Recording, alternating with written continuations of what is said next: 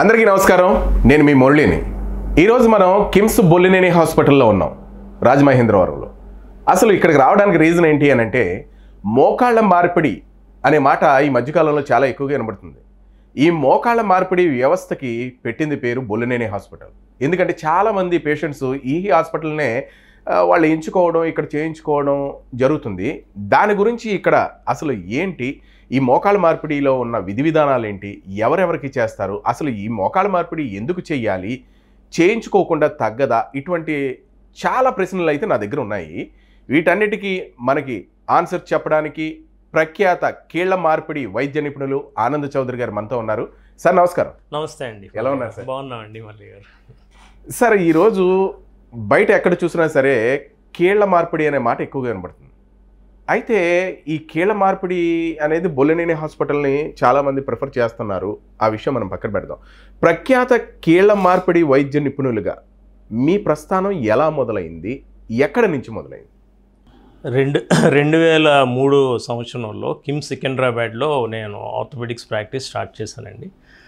మా teacher and my guide and నాకు అన్ని విధాలుగా ఈరోజు నేను ఎలా ఉంటాను కారణం అయిన డాక్టర్ బొల్లినేని భాస్కరరావు గారు, ఆయన కిమ్స్ చైర్మన్, అండ్ నా గురువు డాక్టర్ గురవారెడ్డి గారు.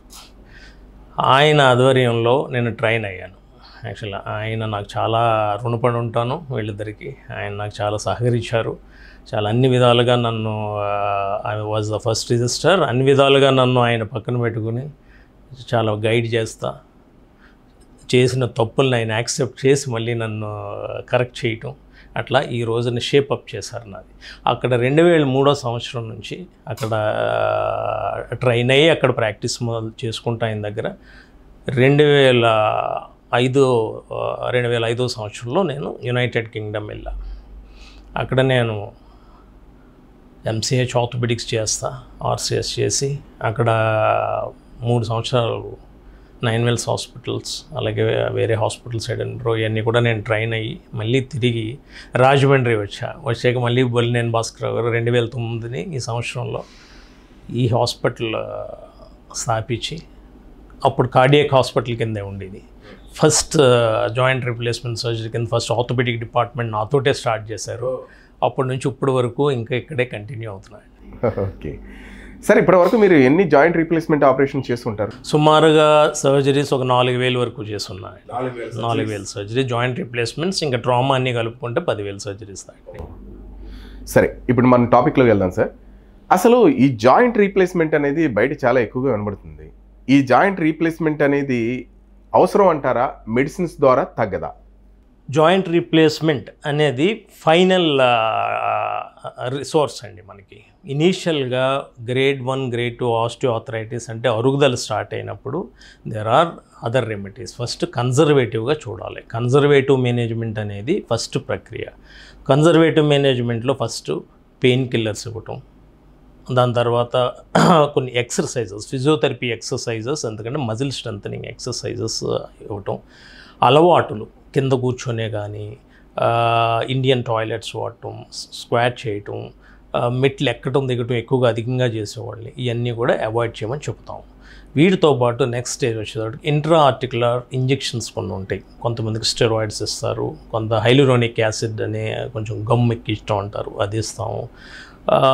వాటితో కూడా ఉపశమనం కలగని పక్షంలో నెక్స్ట్ స్టేజ్ వెళ్ళి ఆర్థ్రోస్కోపిక్గా ఎక్కడైనా పాక్షికంగా చిన్నగా ఒక ఏరియాలోనే అరుగుదల స్టార్ట్ అయితే, అంటే కార్టిలేజ్ మనం బుద్ధస్థలము అరుగుదల స్టార్ట్ అయితే అది కాండ్రోసైట్ ఇంప్లాంటేషన్, అంటే ఆ ఏరియాలో కాండ్రోసైట్స్ కూడా మనం ఇంప్లాంట్ చేస్తాం అనమాట. అంటే సెల్స్ని అక్కడ పెడతాం వల్ల డెవలప్ అవుద్దని. ఇంకా ఫైనల్ స్టేజ్లో ఇవన్నీ కూడా ఉన్న పక్షంలో గ్రేడ్ 3, 4 స్టేజెస్లో ఇక కంప్లీట్గా అరిగిపోయి వంగిపోయిన మొక్కవాళ్ళు నడవలేని స్థితిలో ఉన్నప్పుడు, అంటే పేషెంట్కి నొప్పి అనేది మెయిన్ కారణం. అది రొటీన్ యాక్టివిటీస్ని బోదర్ చేస్తుంది, ఇబ్బంది పెడుతుంది అనే రోజున ఇంకా ఫైనల్ స్టేజ్ వచ్చినప్పుడే ఈ జాయింట్ రీప్లేస్మెంట్ అనేది మనకి సినారియోలోకి వచ్చుద్ది. సరే, ఈ జాయింట్ రీప్లేస్మెంట్ అన్న విషయాన్ని మనం ఇప్పుడు మాట్లాడుకుంటున్నాం. ఇది అంతకు ముందు ఉందంటారా? ఇప్పుడు ఈ లైఫ్ స్టైల్ గురించే ఈ జాయింట్ రీప్లేస్మెంట్ అనే సమస్యలు ఎక్కువయ్యాయి అంటారా? ముందు కూడా ఉండేదండి జాయింట్ రీప్లేస్మెంట్. అంటే ఇప్పుడు కీళ్ళ అరుగుదల అనేది ఇప్పుడు ఉండేది. కానీ అప్పటికు ఈ అధునాతిక పరికరాలు కానీ లేకపోతే ఈ సర్జరీ అందుబాటులో లేక అట్లా గడిపేసేవారు మన తాతలు వాళ్ళందరూ. అంతేగాని ఇది లేకుండా లేదు. ఇది వచ్చిన తర్వాత ఇప్పుడు ఏంటంటే అందుబాటులో ఉండటం వల్ల దానికి పరిష్కార మార్గం ఉందని తెలుసుకుంటాం వల్ల ఇది చేర్చుకుంటాం వల్ల నొప్పి లేకుండా మళ్ళీ ఇదివరకట్లాగే వాళ్ళు రెగ్యులర్ యాక్టివిటీస్ కొనసాగించవచ్చు. సార్, ఈ జాయింట్ రీప్లేస్మెంట్ చేసేక ముందు చాలామంది భయపడుతూ ఉంటారు. బాబోయ్ కీళ్ళ మార్పిడి, ఇది చాలా కోసేస్తారట లేదా ఇన్ఫెక్షన్ వచ్చేస్తాయంటే ఇట్లా భయపడుతూ ఉంటారు. అసలు ఇలా ఇబ్బంది పడుతూ భయపడుతూ ఆపరేషన్ చేయించుకోకుండా ఉన్న పేషెంట్స్కి మీరు ఏం చెప్తారు? ఇనీషియల్గా నా దగ్గరికి యూజువల్గా పేషెంట్స్ ఈ నొప్పితోటి ఎట్లా వచ్చినప్పుడు ఫస్ట్ ఇనీషియల్గా వస్తారు, మీకు ఈ సర్జరీ పడుద్ది అని చెప్పినప్పుడు సరే డాక్టర్ గారు ఆలోచించుకొని వస్తూ ఉంటారు. మళ్ళీ 3-4 ఏళ్ళ తర్వాత కనబడుతూ ఉంటారు. మీరు చెప్పింది చాలా వ్యాలిడ్ రీజన్ అండి. దానికి ఏంటంటే సంబడి మై నైబర్ పక్క ఆయన చేయించుకున్నాడు, ఉన్నది కూడా ఆ 4 అడుగులు కూడా వేయలేకుండా కూర్చున్నాడు నా ఒక అపోహ.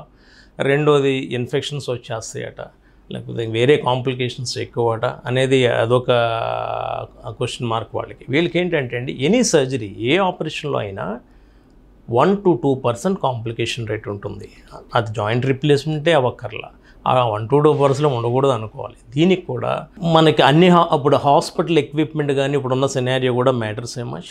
ఎందుకంటే ఇప్పుడు మనకి NABH అక్రిడేటెడ్ హాస్పిటల్ ఏదంటే నేషనల్ అక్రిడేషన్ ఉండటం వల్ల ఏంటంటే కొన్ని పద్ధతులు అంటే వాళ్ళు ఇచ్చిన స్టాండర్డ్స్ మెయింటైన్ చేయాలి. మనం ఆ స్టాండర్డ్స్ మెయింటైన్ చేస్తే ఇన్ఫెక్షన్ రేట్ కంట్రోల్ చేయొచ్చు. ఓకే, టచ్ వుడ్ ఇప్పుడు మనకి లెస్ దెన్ 0.01% ఉందంటే కారణం ఇవన్నీ కూడా. ఇప్పుడు ఆపరేషన్ థియేటర్ మన పేషెంట్కి వచ్చినప్పుడు మన దగ్గరకు ఎవరికైనా ఒకలాగే ఆపరేషన్ థియేటర్ నేను ఒక గర్భగుడిలాగా చూస్తాను. చాలా క్లీన్లీనెస్ మెయింటైన్ చేయాలా, ట్రాఫిక్ ఎక్కువ లోపలికి బయటకు తిరగకూడదు, దానికి ఒక లామినార్ ఎయిర్ ఫ్లో థియేటర్స్ చాలా స్ట్రిక్ట్ ఎసెప్టిక్గా ఉంటే మనకి చాలా వరకు ఇన్ఫెక్షన్స్ కంట్రోల్ చేయటం. అట్లానే థ్రోంబో ఎంబోలిజం అంటే మూలుగులోంచి ఫ్యాట్ కానీ బ్లడ్ కానీ ఈ బ్లడ్ వెజల్స్లో క్లాట్ అవ్వటం, బ్రెయిన్కి హార్ట్కి ప్రాబ్లమ్స్ రావటం ఎంబోలిజం అంటాం దాన్ని.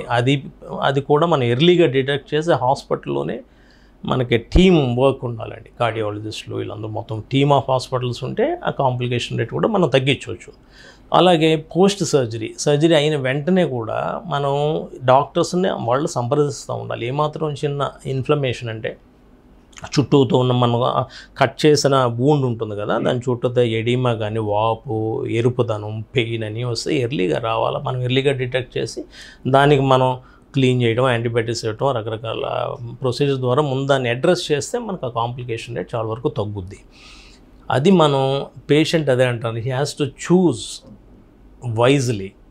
అంటే అన్ని ఇన్ఫర్మేషన్ ముందు గ్యాదర్ డాక్టర్ దగ్గరకు వచ్చి వివరణ అంత తెలుసుకుని దీని ఆపరేషన్ గురించి ముందు డ్యూరింగ్ ద సర్జరీ దాని తర్వాత తీసుకోవాలి జాగ్రత్తలు అట్లా తెలుసుకుని పాటిస్తే చాలా వరకు ఈ కాంప్లికేషన్స్ తగ్గించుకోవచ్చండి.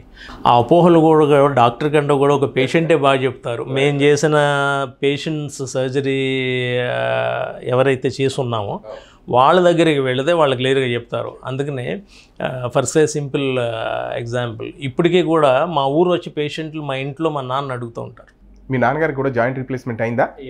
ఓ, దాని గురించి ఇప్పటికీ 2009లో 2008-9 మధ్యలో ఆయన 2 కాళ్ళు బాగా అరిగినాయండి. ఓకే, సో అరిగితే నా దగ్గర ఇప్పుడు ఏం చేద్దాం నాన్నగారు అంటే, గురవరెడ్డి సార్ రమ్మందామా చేపిద్దాం ఇక్కడ, నేను ఇక్కడ ఉన్నాను కదా అంటే, లేదు నువ్వే చేయన్నారు. సో మా ఫాదర్కి నేను 2 కాళ్ళు ఒకే సిట్టింగ్లో చేసి ఒకరోజు గ్యాప్ ఇచ్చి, ఇది 17వ సంవత్సరం, ఆయన 79 సంవత్సరాలు, 17 years ఆ రోజు కన్వెన్షనల్ మెథడ్లో నేను చేసిన జాయింట్ రీప్లేస్మెంట్స్ ఈ రోజు వరకు కూడా ఆయన మండపేట నుంచి రాజమండ్రి ఆయన వచ్చినప్పుడల్లా ఆయనే కార్ డ్రైవ్ చేసుకొని వస్తారు. ఇప్పటికీ వ్యవసాయం పొలం వెళ్ళి చూసుకో. సో ఆయన ఏంటంటే మీరు మీ ఫాదర్ చేశారు కదా అడుగుదామని ఆయన ఇంటికి వెళ్ళి ఇప్పటికీ సలహాలు తీసుకుని మళ్ళీ నా దగ్గరికి వస్తూ ఉంటారు. Okay okay. So 17 years is doing good still, బాగానే ఉందండి. థ్యాంక్ యూ సార్, చాలా మంచి విషయాలు తెలియని విషయాలు చెప్పారు. Thank you so much. నమస్తే. చూశారు కదా, మరి ఎవరైతే కీళ్ళ మార్పిడి ఆపరేషన్ చేయించుకోవాలని అనుకుంటున్నారో వాళ్ళందరూ కూడా ఇప్పుడు డాక్టర్ గారు చెప్పిన సలహాలు సూచనలు పాటించి మీరు ఆపరేషన్ చేయించుకోండి. అలాగే మీకు ఏమైనా డౌట్స్ ఉన్నా సరే మన కిమ్స్ బొల్లేని హాస్పిటల్ని మీరు సందర్శించవచ్చు. ఆర్థోపెడిక్ ఆనంద్ చౌదరి గారు ఎప్పుడూ మీకు అందుబాటులో ఉంటారు. Thank you.